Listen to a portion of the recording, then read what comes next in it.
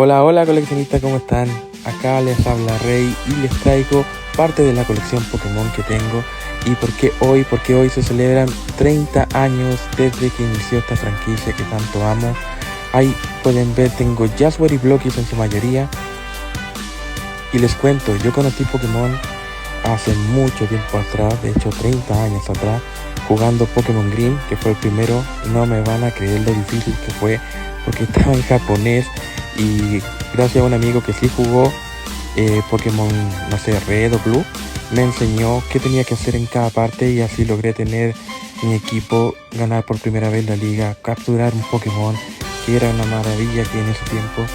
Y bueno, desde entonces que sigo la franquicia. No saben cuántos Pokémon he capturado, cuántos juegos he jugado y he disfrutado cada uno de ellos.